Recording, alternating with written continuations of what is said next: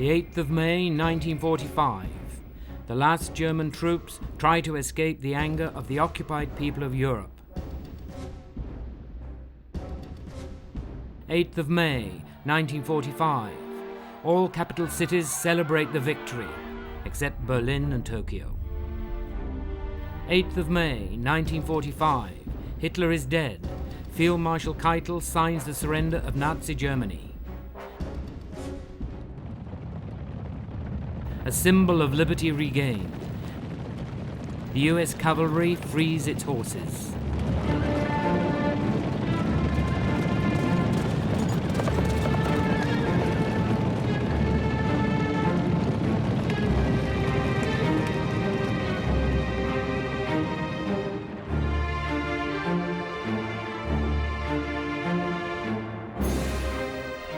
April 1945.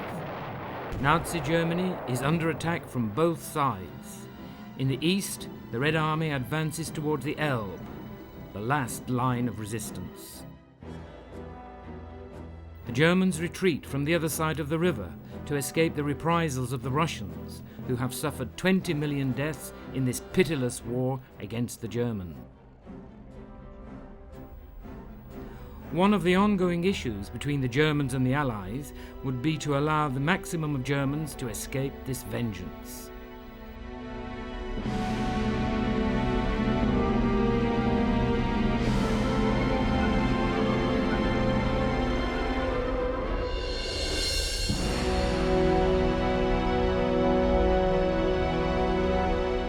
Millions of civilians flee from the Russians. Rumors are rife. They kill, they loot, they rape.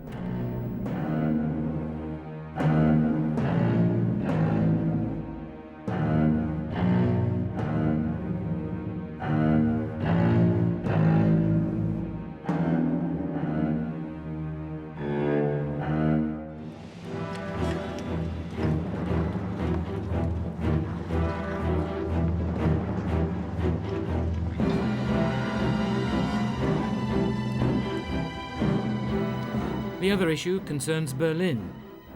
Who will arrive first? The British in the north, the Americans in the center, the French in the south. The Western Allies ferociously attack the fanatics. The SS hang the deserters where the Allies will discover them. The German forces will resist to the bitter end.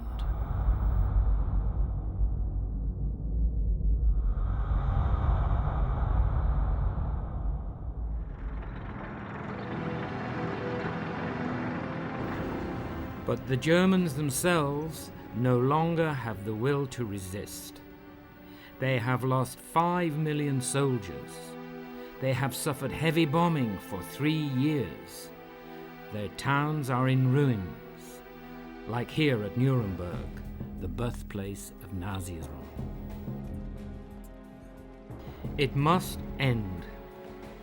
The Allies have one main objective: unconditional surrender. A leader, American, General Eisenhower, nicknamed Ike. A good organizer and diplomat. He wrote to his wife, the famous Mamie Eisenhower, whom he married in 1916, "It's difficult to lead a coalition with such strong personalities like those of Monty and George." Monty, Marshal Montgomery, victorious in the desert battles and now the head of the British Army in Europe. George S. Patton, one of the most famous American generals, who always wants to lead his tanks forward and doesn't understand why Eisenhower holds him back. These are the orders from Washington, the consequences of decisions taken at Yalta, the conference of February 1945 between the Big Three: the President of the United States, Franklin Delano Roosevelt, the British Prime Minister Winston Churchill, and the chief of what was then known as the Soviet Union, the USSR, Joseph Stalin. Roosevelt, already in poor health, gives in to the Russians. An occupied zone in Berlin and a part of the rest of Europe very favorable for Stalin. Josef Vissarionovich Djugashvili, better known as Stalin, the Man of Steel, had made the USSR a totalitarian state. It's hard to believe the terror he inspired. Here an aide slavishly repeats his moves. Stalin had an inner circle of accomplices, including Lavrenti Pavlovich Beria, who was also from Georgia.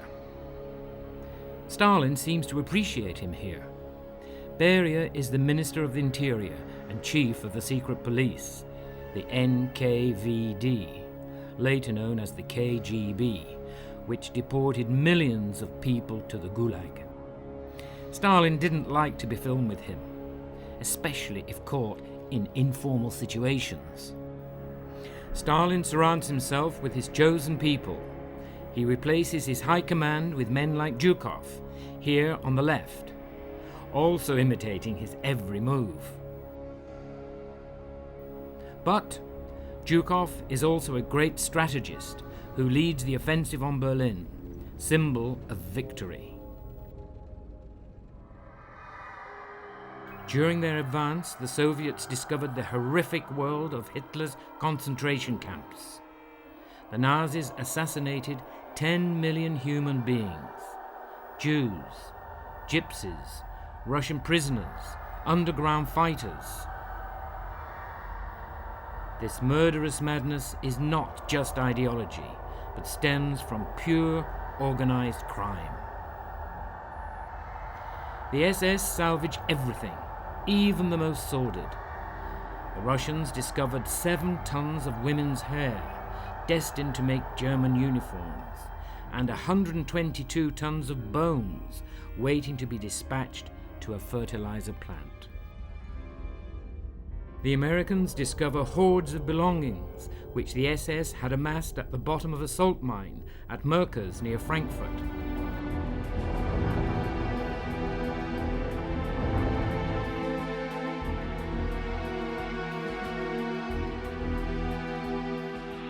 Piles of gold teeth, wedding rings,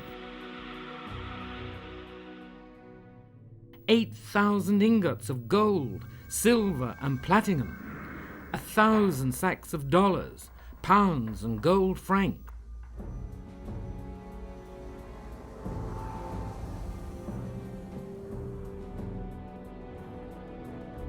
And many works of art. The plunder of Europe. The discovery of the concentration camps would change the very nature of the fight against Nazism. The first American soldiers to enter Buchenwald were horrified.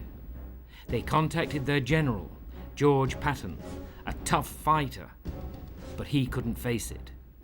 He had his superiors sent, Bradley and Eisenhower, who informed Washington by a telegram beginning with the words, "Never have I seen anything like it in my life."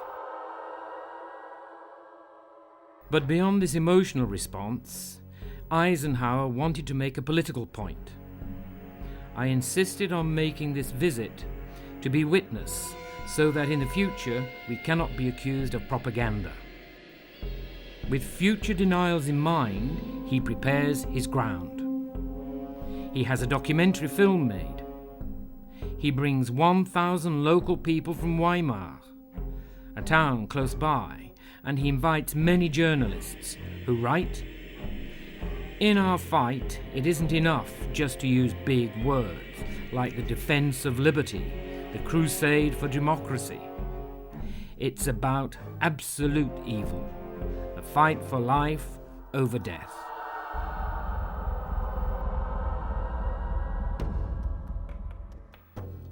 The Allies? Here, a British officer refuses to shake the hands offered by the Germans.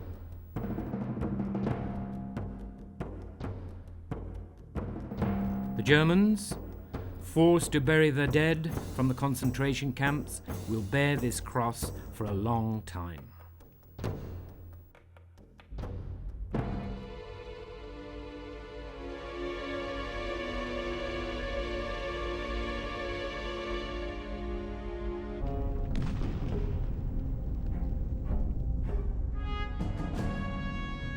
The Wehrmacht sent the crippled and the aged to the fronts. Others are very young. They can't find uniforms to fit them. Don't misunderstand this. They aren't crying like lost children. They are crying with rage. These are amongst the worst.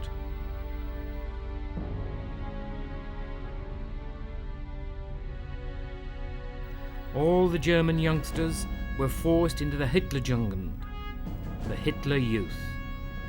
Manipulated and indoctrinated by hate since childhood, no longer capable of feeling any pity.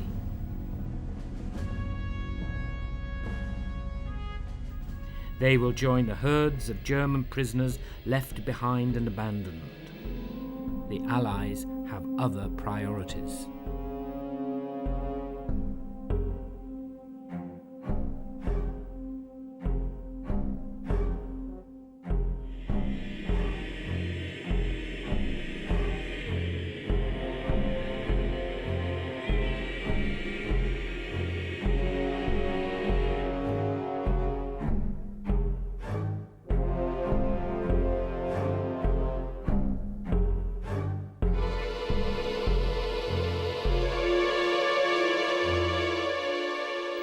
Their nightmare will continue long after the war, especially for those who will fall into the hands of the Russians and the 750,000 who will be allocated to France, which is in ruins.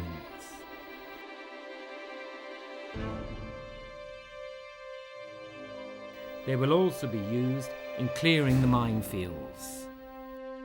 France is infested with millions of mines, for the most part planted by other Germans.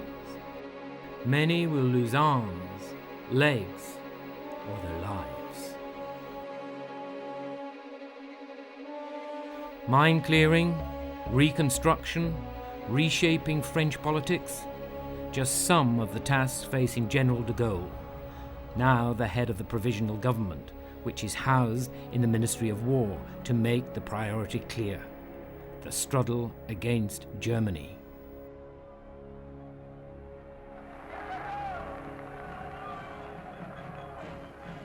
Under the orders of General de Lattre, the First French Army have just crossed the Rhine, marching towards the Danube.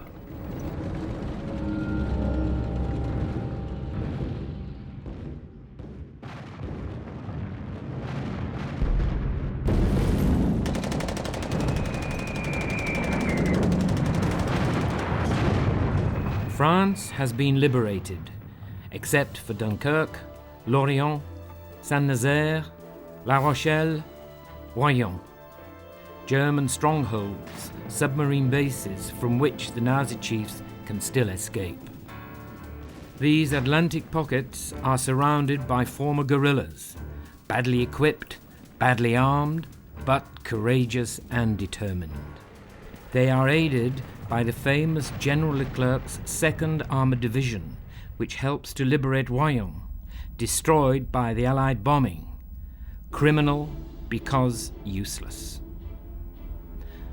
On this day, 20th of April, the German prisoners still display the aggressive look of those who know that Hitler is still alive. 20th of April, 1945 is his birthday. He is 56. The Minister of Propaganda, Joseph Goebbels, as is usual on this day, makes his annual radio broadcast. Hitler, he says, will be the man of the century. Soon Germany will be saved, and its gardens will bloom again. In this abyss of suffering in which we now find ourselves, my fervent wish is that he remains, as he always has been, our Adolf Hitler. 25th of April, 1945. The Americans from the west, the Soviets from the east, meet up at Torgau, near Leipzig, in front of the destroyed bridge on the Elbe. an advance platoon of the American 69th Infantry Division meet the first elements of the 58th Division of the Guard.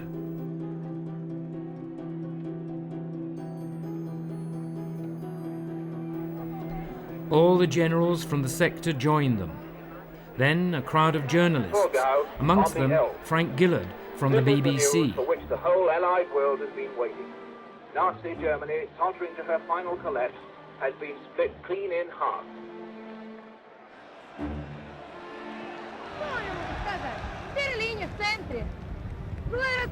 Next time we will be at the Brandenburg Gate in Berlin. Brothers in arms are still brothers, for at least as the nostalgic Russian song lasts or the dance continues.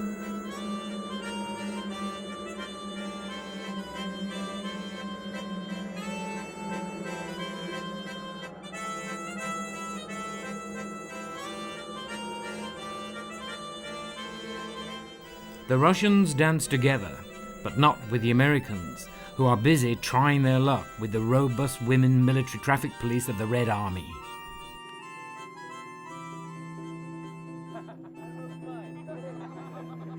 The Soviet tanks advance relentlessly. The battle for Berlin claims 100,000 lives.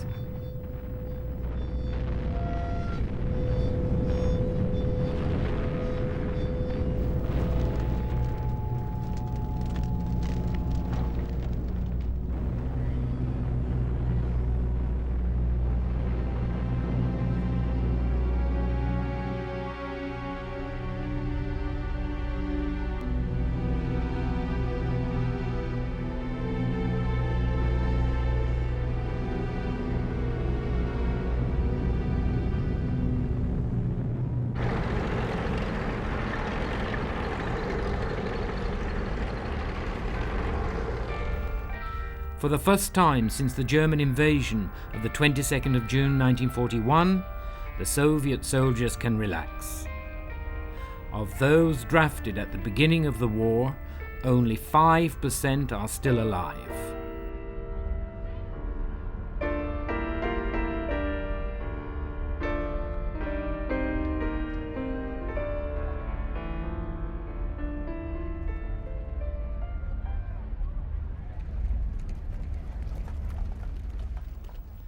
The traffic is now directed by the women soldiers from Torgau.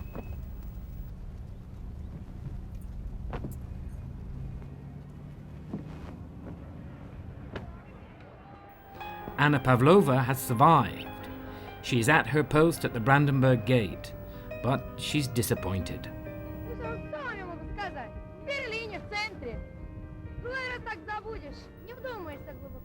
I'm at last at the center of Berlin, and I try hard to stop them. But nobody takes any notice of me. Come back when you want. I'm not moving from here.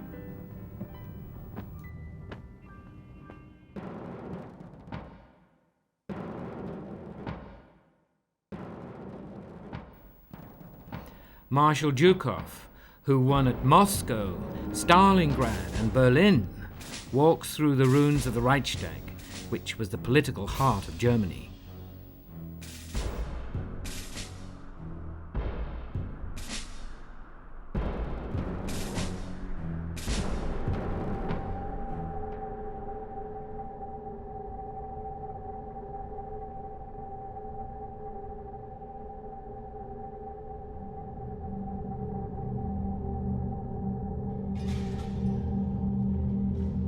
This is what is left of the great chancellery from where Hitler terrified the world.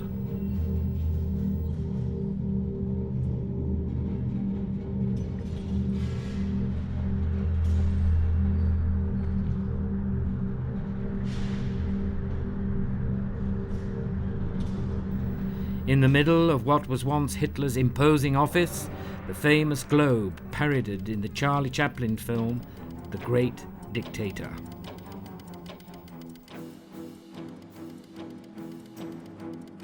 In the courtyard of the Chancellery, Zhukov savours his triumph.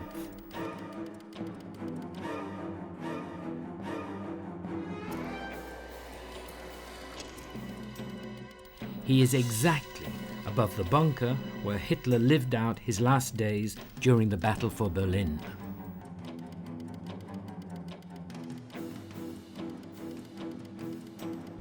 Hitler shot himself in the head on the 30th of April after marrying Eva Braun, who then poisoned herself. Hitler had arranged for their bodies to be burnt. The Soviets captured Admiral Hans-Erich Voss, naval attaché to the Führer. He was in the bunker.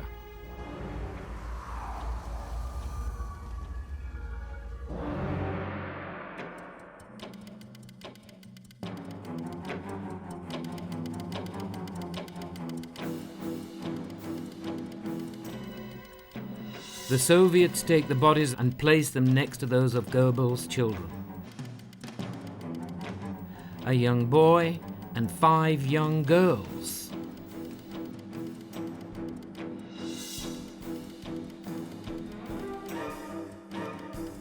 It was their mother, Magda Goebbels herself, who poisoned them before she and her husband both swallowed cyanide capsules.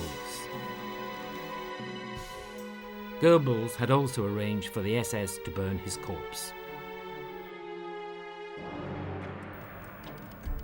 Voss continues the identification process, after which he is taken into captivity for 10 years. He'll have time to think about the last thoughts noted in Goebbels' diary.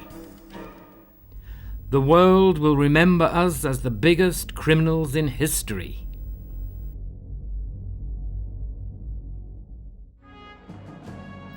The street names have to be changed. Every German town and village has its Hitlerstrasse.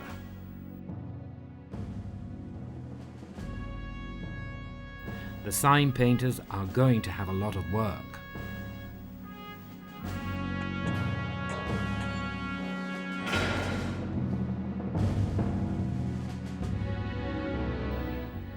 Mussolini was executed by guerrillas, who are displaying here a German overcoat he was wearing, in the hope of passing unnoticed.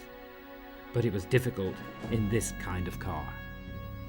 Nearby, a unit of the SS, which could protect him, didn't move. They have no orders anymore, but are still armed. They allow an Allied cameraman to film them. A real scoop. Before that, it had been quite dangerous even to get anywhere near them. The last remaining fascists are captured by the Italians, now on the side of the Allies. Italians, under American command, shoot other Italians. The worst wars are civil wars.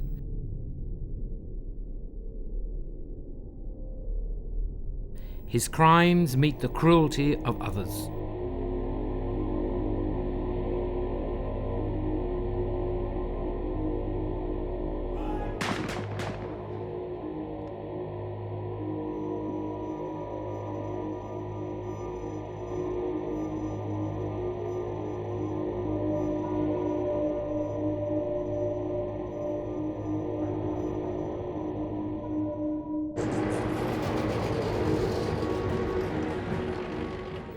The British forces advance in the north of Italy.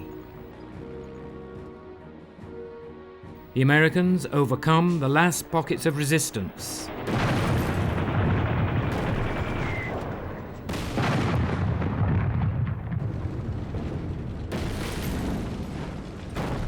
The 2nd of May, the German army in Italy surrenders.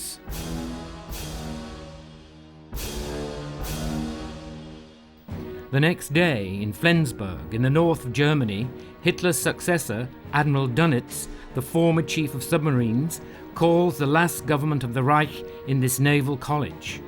They decide to end the war, but, if possible, only on the Western Front.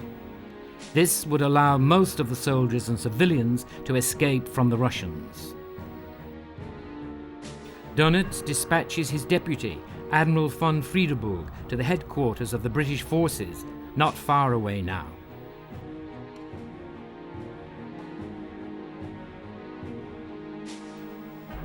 On the 4th of May, Montgomery accepts only a local surrender of the German forces in northern Germany.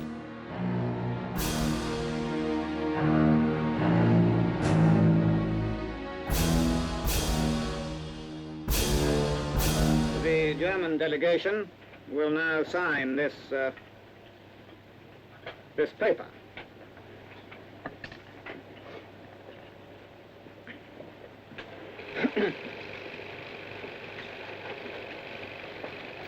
This paper has indeed little significance for Montgomery, who has Friedeberg driven to the headquarters of the Allied forces in Reims, this time accompanied by Jodl, number 2 of the Wehrmacht.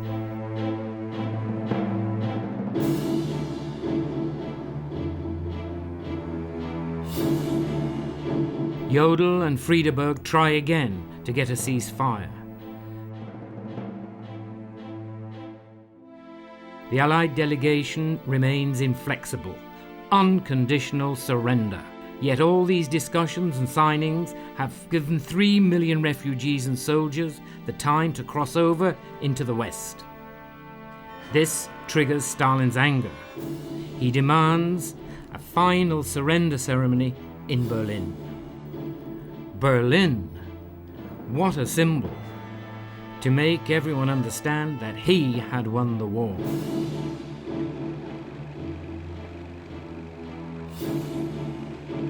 France, represented by General Sevez, signs only as a witness in Reims. De Gaulle wants to have a better role in Berlin. The surrender is signed. Germany is defeated. Then Jodl stands up and says in English, "I want to say a word." Then, in a voice broken with emotion, he says, "The German people and its army are in your hands. I hope the victor treats us generously."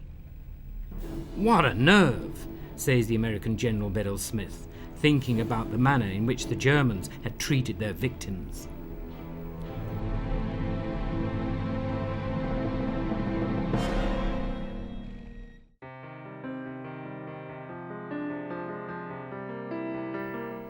Eisenhower takes the 2 historic pens and makes the V for victory sign. Near him is Kay Summersby, his chauffeur and secretary.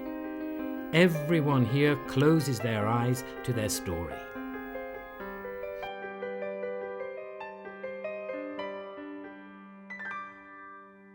Is Ike going to divorce Mamie and marry Kay?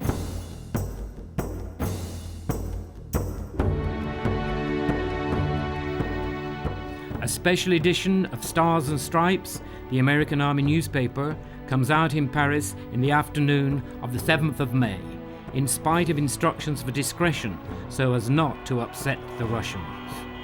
The Paris evening newspapers make headlines. The first crowds begin to gather in front of the Opera House.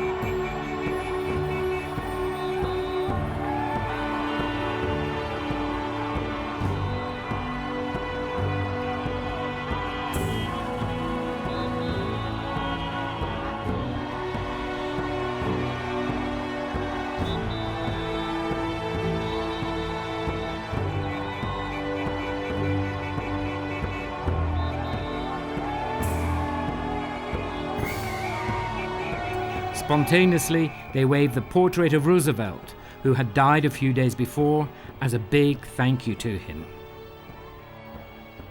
In America, the news of the German surrender causes an outburst of joy amongst the exuberant New Yorkers. The American government, on the other hand, keeps a low profile, again not to upset Stalin, who so much wants his own celebrations in Berlin. The New Yorkers are quick to understand and turn their attention to the big news of the day. The opening of the film Salome, directed by Charles Lemont and starring Yvonne De Carlo.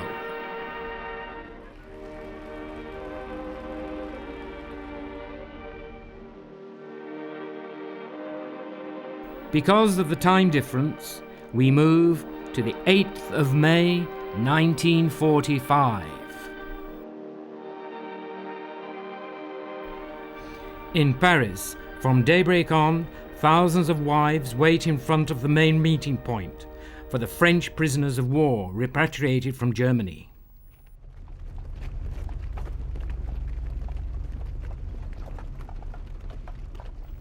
They are still 1 million in Germany.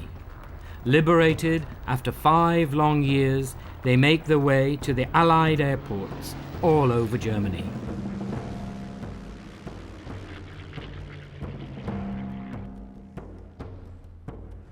Eisenhower has taken the decision to organize an enormous airlift.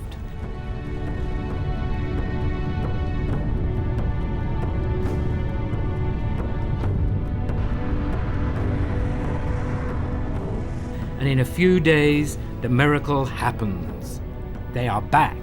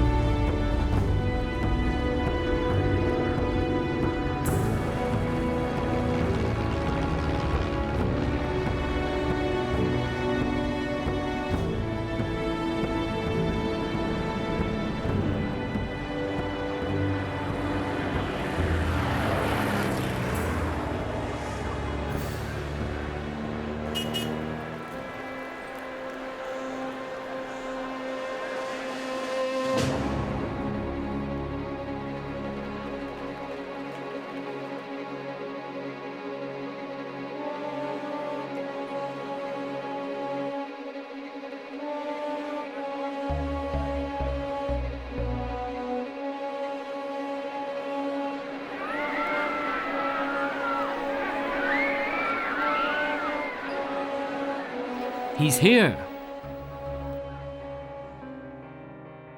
More patience is needed. There's a lot of administration ahead.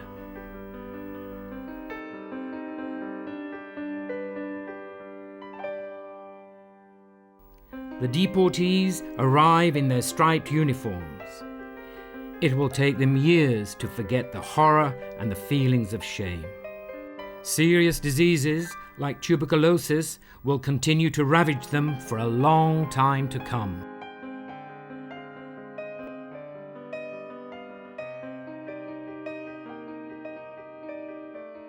The 8th of May, 3 o'clock on the Champs-Élysées. The crowds begin to gather.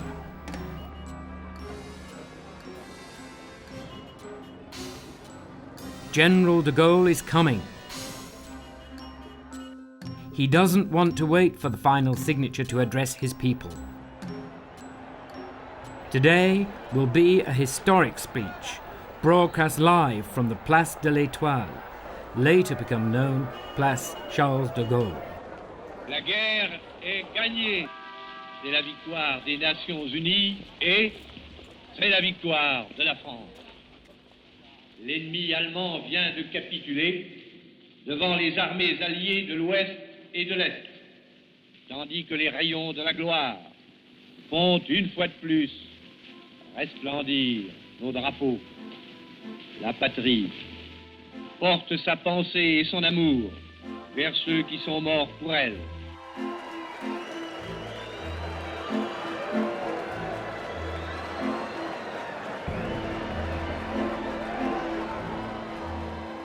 As de Gaulle arrives at the Arch of Triumph, he is unaware of what is happening in Algeria at the very same moment. At Sétif and Guelma, near Constantine, the victory celebrations are turning into demonstrations for dependence. Some French settlers are massacred, and the reprisals are terrible. General Duval, the commander in Algeria, will warn de Gaulle, "We have overcome the rebellion, but if steps towards reforms are not taken soon, the same thing will happen again in 10 years.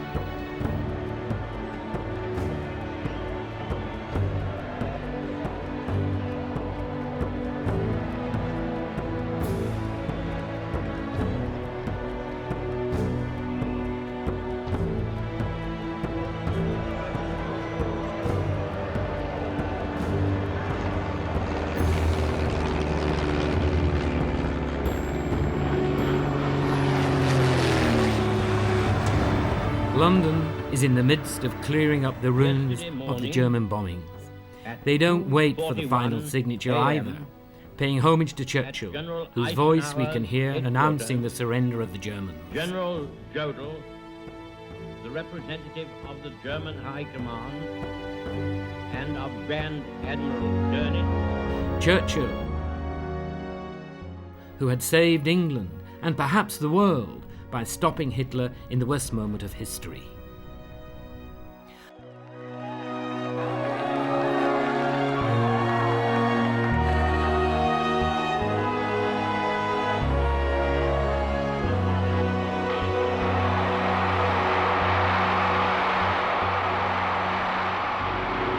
The Royal Air Force had won the Battle of Britain and now receives its honours.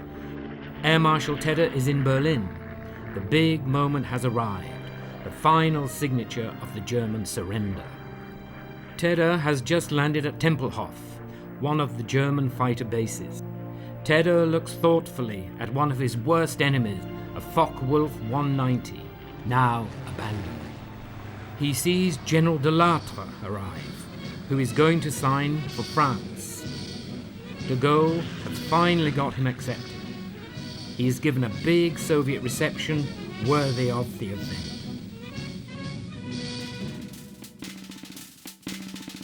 But when de Lattre arrives at the Soviet headquarters in Karlshof, near Berlin, where the signature is to take place, he gets a shock. All the war correspondents are here, and there isn't a French flag. De Lattre flies into one of his famous fits of rage and demands that one is made immediately. The German delegation arrives. It is headed by the imposing Field Marshal Keitel, Chief of the Army, accompanied by General Stumpf for the Luftwaffe and Admiral von Friedberg for the Kriegsmarine. At Karlshorst, the Soviets take great pleasure in making the Germans wait all day in a small room where, one imagines, the atmosphere is quite heavy.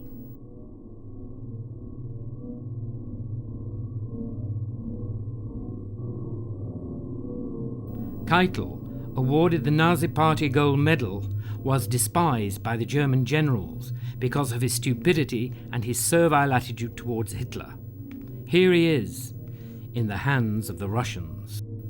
Admiral Friedberg, who has already surrendered to Montgomery and Eisenhower, is facing the idea of surrendering a third time. Zhukov opens the ceremony. Keitel enters, giving a theatrical salute. No one responds.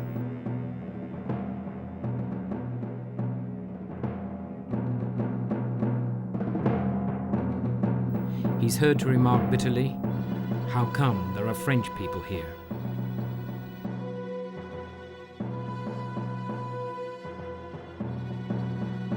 Then he tries to make believe he's reading the text of the surrender for the first time. This exasperates Zhukov, and he makes it clear that Keitel doesn't have a great deal of choice. "There's nothing else to do, Herr Marshal," says his aide sadly.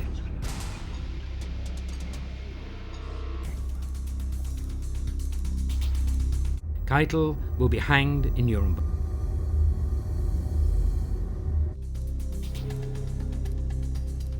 Friedberg will commit suicide under a portrait of Dönitz.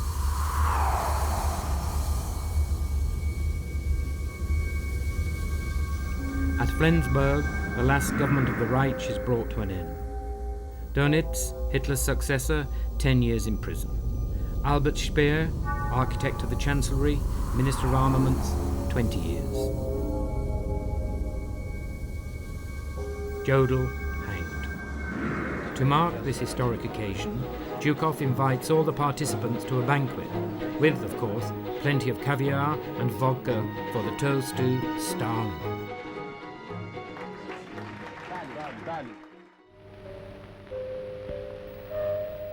Radio Moscow broadcasts its famous opening for special events. This is Moscow, says the star speaker Yuri Levitin. His forceful voice had galvanized the masses throughout the war, and Hitler had put a price on his head. Today, Levitin roars, by a most bloody battle, the land of the Soviets has saved civilization from German fascism.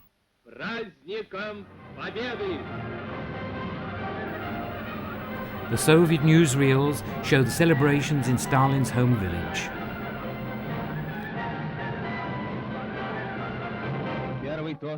The first toast is to Comrade Stalin, who defeated fascism.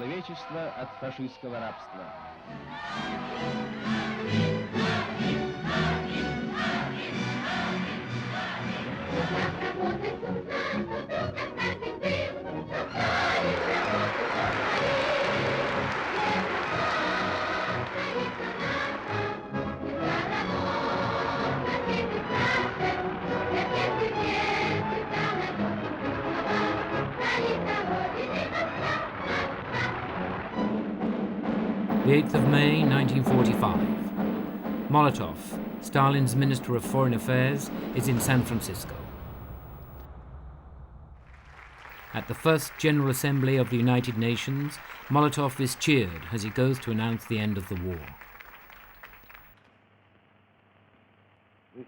Suddenly, his speech turns threatening. Millions of people are ready to take up arms to protect their country, he says, directing his remarks to the American Secretary of State, Edward Stettinius, and the British delegate, Anthony Eden. Both of them try to affront him with what is called the Polish question. Stalin is taking over this unfortunate country, disregarding all his promises. At the same time, in the midst of the ruins of Warsaw, the Soviets organize a gathering for the few survivors to celebrate the 8th of May. The banners proclaim, "With the Soviet Union forever." The Poles mumble, "Forever, okay, but not a minute longer."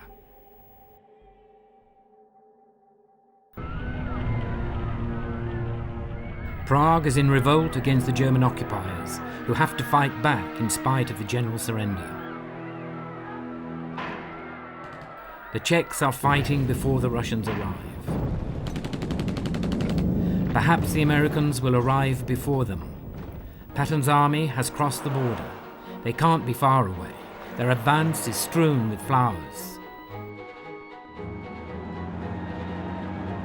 But General Marshall in Washington issues an order to Eisenhower to stop Patton and to allow the Soviets to take Prague.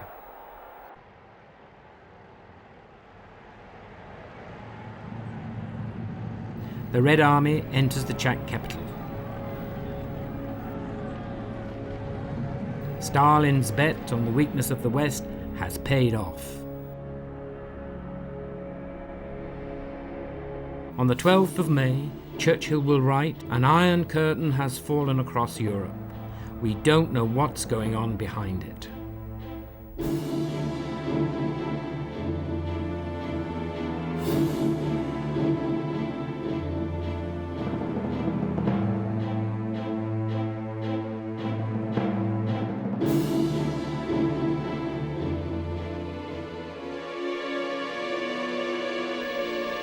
Lavrenti Beria, Stalin's Minister of Police, arrives in Berlin. His first visit is to the ruins of the Chancellery.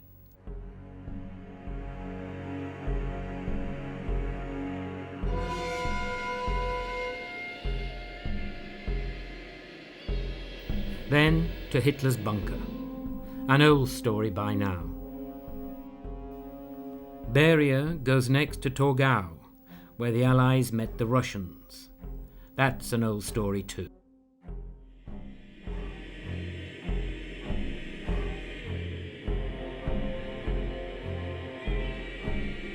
Here in Torgau, Beria organizes the construction of a concentration camp called Special Camp No. 8.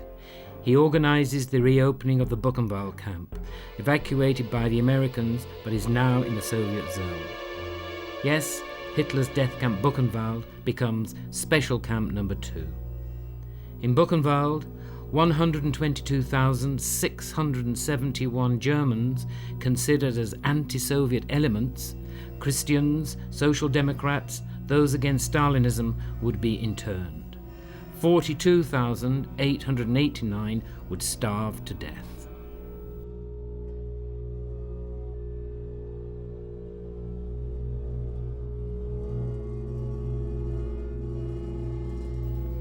The USSR demands the repatriation of the Soviet prisoners of war in Germany, who had been liberated by the Allies.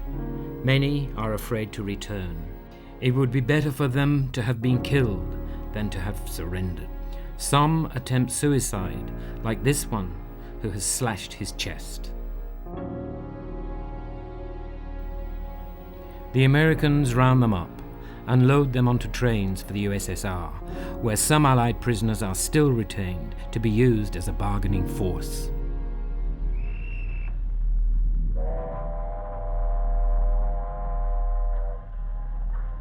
The Soviet prisoners would be deported to the Gulag.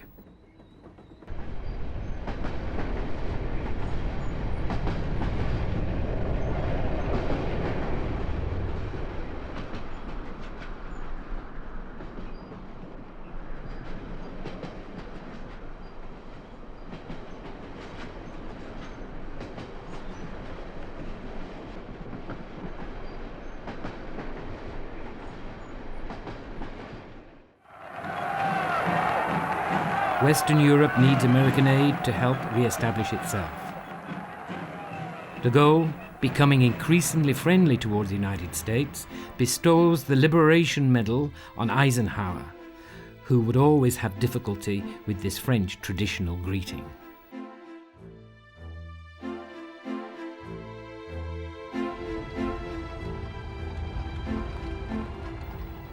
De Gaulle goes to America to visit Harry Truman, the new president, and to pay his respects to the tomb of Roosevelt, a man who has never been too kindly towards him, to say the least. But all that is forgotten. De Gaulle delivers a speech in English, quite exceptional. The first thing I want to say is thank you. Without you, American people, led by your great President Roosevelt and Truman, it would have been no future for Europe but an intolerable servitude. Now, we have to organize the world in this immense task. The United States have to play the leading part. It is the earnest desire of France to unite her efforts to yours in a spirit of confidence and friendship. Long live the United States of America! Eisenhower returns, a homecoming triumphal, but also a little sad. Mamie is waiting for him and throws herself into his arms. It's the end for Kay Summersby. General Marshall, the head of the American Army, had refused Eisenhower's request for a divorce with this remark: "When so many of your soldiers are weeping, being far from their families, such a behavior is unacceptable." The GIs return aboard the Queen Elizabeth or the Queen Mary, which now shuttle from Europe to the States.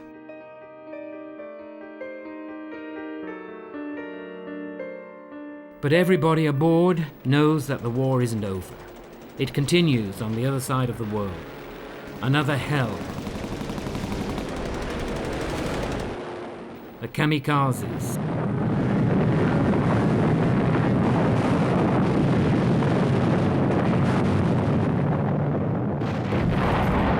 The bloody fighting in Okinawa.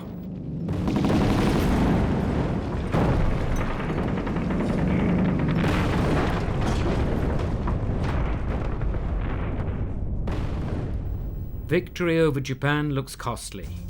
Americans speed up their efforts for the atomic bomb.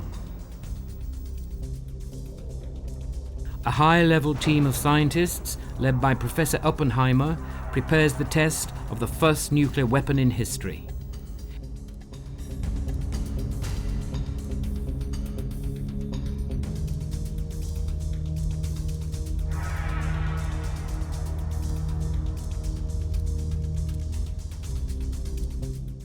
It will end the war against Japan. It will also serve to halt Stalin. Stalin wants to show the world his power. A grand victory parade is organized in Red Square. The flags of the defeated army are thrown at his feet.